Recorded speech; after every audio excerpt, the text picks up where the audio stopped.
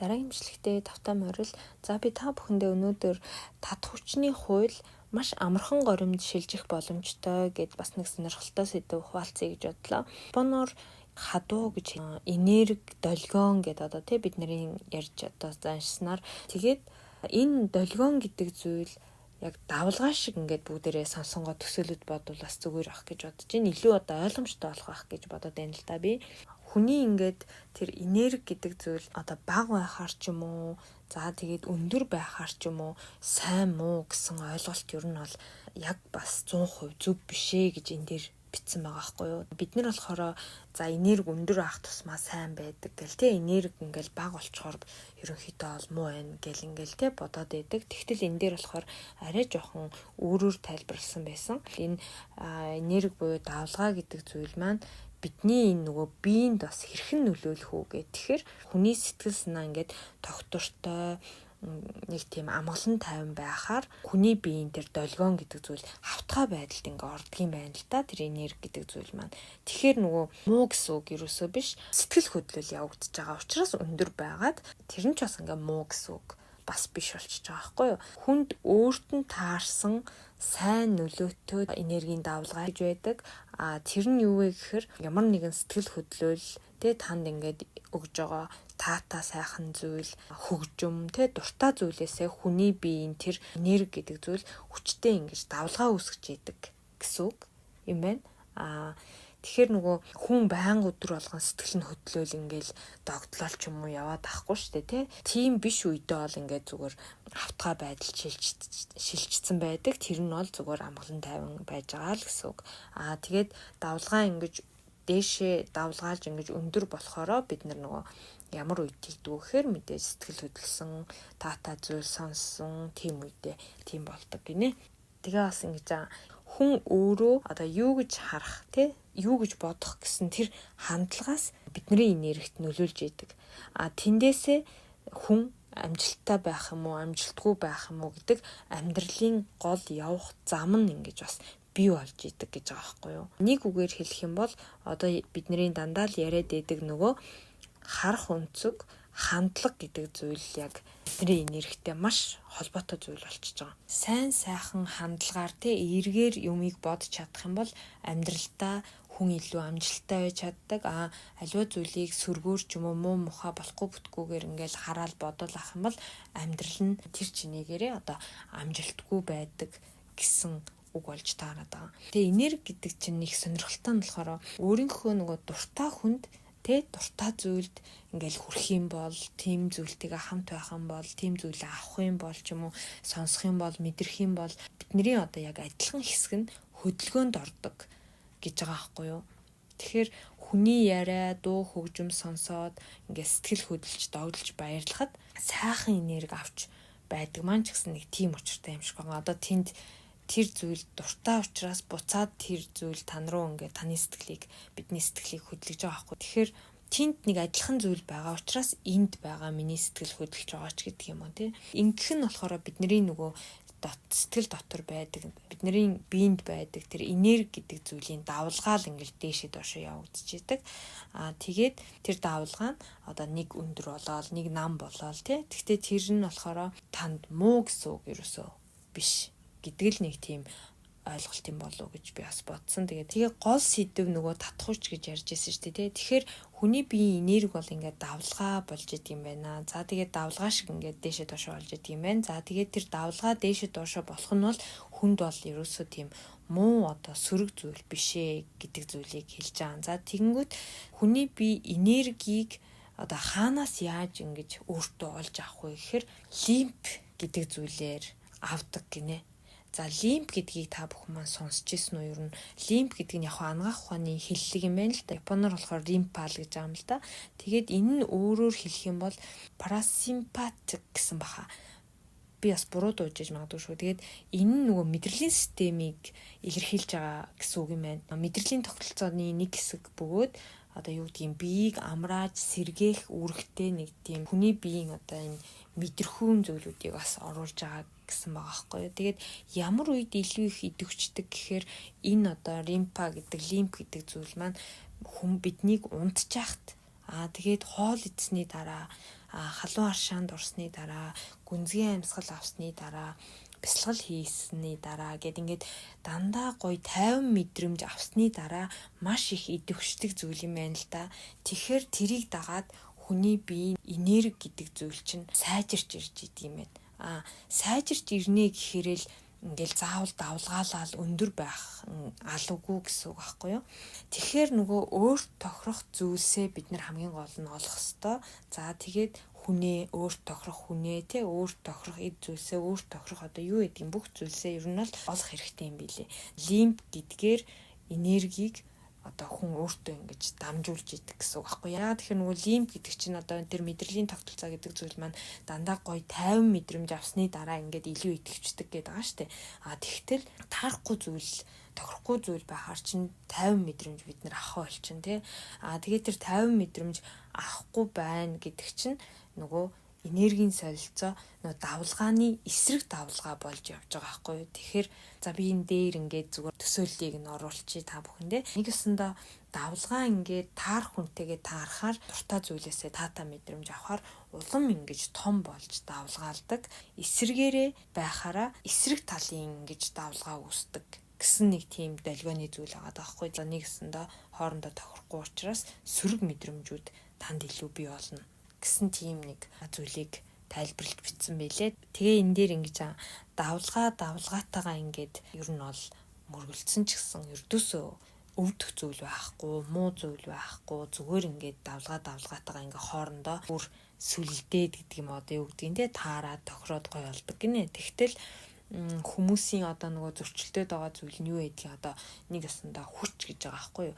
Хүчтэйгээ ингээ мөргөлдөхөөрөө өвддөг, зовдөг гэж хэлсэн байгаа. Тэгэхээр хүч гэдэг дотор нь юу орж ийн вэ гэхээр хүний эгоч гэдэг юм уу, уур ааш юу гэдгийг одоо тийм зүйлүүд ингээд ороод тэр зүйлүүд хоорондоо мөргөлдөхөөрөө ер нь бол бие биенээ ингээд өвдөгдөг гэсэн тийм утгатай зүйл байгаа байхгүй. За тэгээд дараад нь нэг хэлсэн зүйл нь болохоор за тэгвэл хүн яаж ингэж өөртөө энергийг одоо цуглуулах боломжтой юм бэ? Тэгэхээр өөрийнхөө одоо тэр дотор байгаа ертөнцийг хийх хоосон болгох тэр нэг арга гэж байгаа байхгүй юу.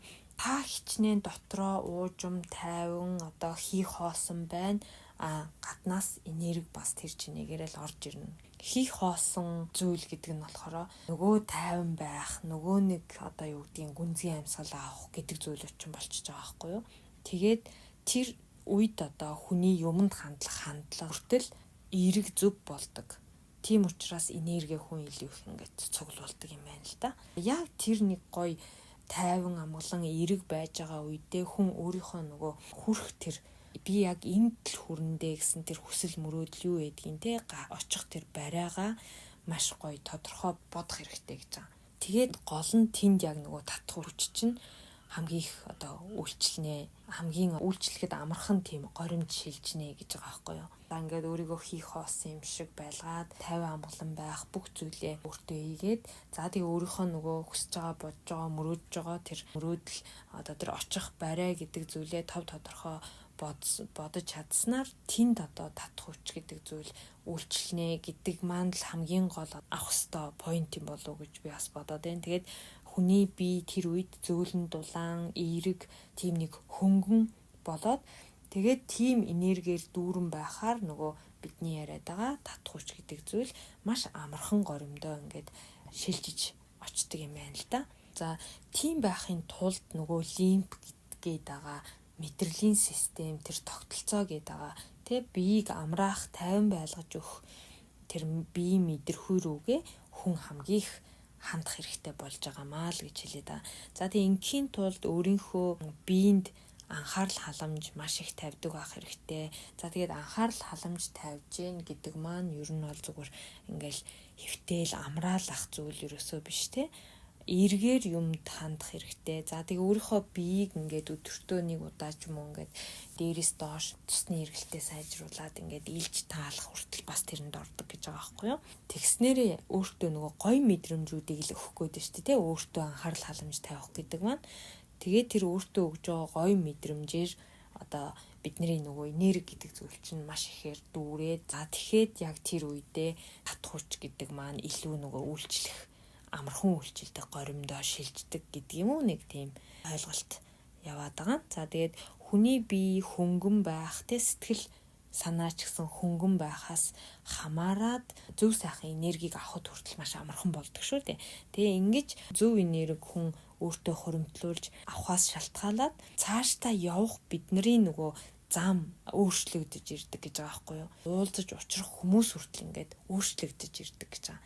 Тэгэхээр нөгөө нэг байнга л одоо би дандаа л нэг ийм хүнтэй уулзж яах ингээл тэгдэг бол бид нар энерги сайжруулад ингээд өөрийнхөө одоо юу гэдгийг те би организмыг одоо анхаарч халамжлаад зөв ингээд хандлагатай байгаад ирэхээр цаашдаа нөгөө уулзч учрах хүн маань хүртэл өөр болоод ирнэ гэсэн үг тийм явах зам маань хүртэл өөрчлөгдөд ирнэ гэсэн үг. Энийг гэхдээ би бас их үнэн гэж боддог. Ер нь бол өөрийнхөө сэтгэл санаа бодол одоо юу гэдгийг тэр бүх зүйлээ зөв байлгаж иж бидний одоо дараагийн явах шат илүү ахих юм болов гэж боддог. Гол нь тэгж чадахгүй байхаар яг л нөгөө байгаа байрандаа яг л нөгөө уулзч учирдаг хүмүүстэйгээ ингээл яг л дандаа адилхан гэдэг юм уу тийм зүйл маань байгаад идэх юм болов уу гэж би бас бодоод идгийн. Тэгээд миний бас нэг боддог зүйл байдаг.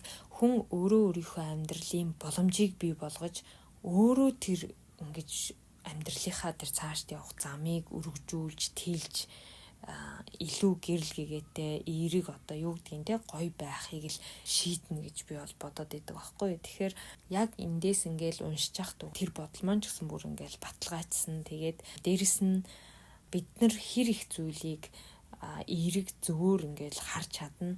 Аяндаа яг тэр зүг рүү ингээл аажмаар бас явдаг юм шиг санагдаад байгаа. Яг шууд ингээл илт ингээл өөрчлөгдөхгүй ч гэсэн аажмаар ингээд гоё тэр гэрэлтэй зүйл рүү ингээл чиглэдэг юм шиг надад санагдаад идэг. Тэгээд эсэргээрээ ингээл сүрэг хар бараан болохгүй байх, бүтэхгүй байх гэл хараад ах юм бол одоо тийм л зүйлийг өөрийнхөө амьдралд бас татаад идэх юм болов уу гэж бас бодож байна. Та нар ч гэсэн бас яг энийг бол мэддэг, боддог хүмүүс л мэдээж ийм сэдвийн тухай сонсож байгаа ах гэж бодож байна. Бага зүйлдээ талархна гэдэг зүйл бол ерөөсөө хаач ямар ч үед яригддаг, бичигддэг, дандаа л бид нэр сонсдог тий. Тэгэхээр бас энд бас л бичигдсэн байгаа байхгүй юу? Ердөөсөө байгаа зүйлдээ талархна гэдэг бол маш том зүйлийг одоо өөртөө ингэж засч өгч үйдэг гэд. Тэгэл хүн одоо юу гэдгийг энэч болохгүй байх, тэрч болохгүй байх ч гэдэг юм одоо нөгөө тэр чин нэг осондоо юу хэлээд ийнэ вэхээр засыг өөрчлөе л гэж хэлээд нь шүү дээ. Тэгэхээр засыг өөрчлөе болохгүй байх гэл ингээл хүсэл хүчлээд байх биш. Ийм зүйл байгаад ядаж баярлалаа гэдэг тийм те. Энэ нь байхгүй ч гэсэн ядаж ийм зүйл маань байгаа шүү дээ. Энэ нь байж байгаа нь их юм да гэдэг ч юм уу нэг тийм одоо сэтгэлээр байгаа зүйлдээ баярлаж талархаж ингэж харж чаддаг болохын цагт аажмаар та бидний одоо бие хүртэл ингэж хөнгөрч илааширж ирж идэг юм байна л та. Сэтгэл санаа ч гэсэн бас тайвширч ингэж амар амгалан болж ирж идэг юм байна л та. Тэрнийхээ дагуу цаашлаад бие нөгөө энерги гэдэг зүйл маань үүрч нэмэгдэж нөгөө давлгаа гэдэг зүйл маань улам одоо илүү болж тэгээд зөв зүгтээ ингэж амьдрал цаашдаа чиглэж эхэлдэг. Тэгснээрээ нөгөө татах хүч гэдэг маань тэнд маш амархан үйлчилдэг болдгоо гэсэн нэг тийм л уялдаа холбоотой татах хүчний хуулийн тухай юм болов уу гэж би одоо ингэж дүгнсэн. Тэгээд гол нь хүний нөгөө хар хүнцэг хандлага гэдэг хамгийн чухал учраас болохгүй зүйл байсан ч гэсэн болж байгааг нь харж ингэж талархаж бодож чадах юм бол дараагийн шат, дараагийн алхам гэдэг зүйл аяндаа ингээ гарч ирээд идэг юм болов гэж би бас бодоод идэгин. Угаасаа тэгэл хүн ер нь болж гэн гэж бодох юм бол бүх юм аяндаа л ер нь бол баг угаар болно шүү дээ тийм ээ. Тэгээд болохгүй л гэж бодоод ах юм бол болохгүй бүтэхгүй л байх. Тийм болохоор тэгээд биеэ ингэж хөнгөн байлгахын тулд одоо тэр лимф гэдэг зүйлээрээ тэр энергийг ингэж гоё сайхан байлгахын тулд бид нар биеийнхээ одоо тэр эдисийг хөрж ийлж байх хэрэгтэй мэн. Одоо жишээлбэл та бүхэн ингээл сонсонгоо өөрсдийнхөө энэ яг игмний асны доохон талд жоохон дарсыгээ за тэгээ ингээ илээд тэр үзээрээ тэгэх юм бол ингээл нэг тийм би маш гоё хөнгөрсөн тийм мэдрэмжийг авдаг. Тэгээд лимф гэдэг зүйл нь болохоор тайвширсны дараа ингэж илүү идэвхждэг гэдэг байгаа шүү дээ тий. Бидний бие илүү хөнгөрч За тэгээд нөгөө татах хүчний хууль гэдэг маань ч гэсэн энд маш амархан үйлчилдэг болно гэдгийг л ер нь ойлгочих юм бол хэрэгтэй гэж бодсон юм аа. Тэгээд дараагийнхаа бичлэгээр дахин уулзцгаая. Баярлалаа.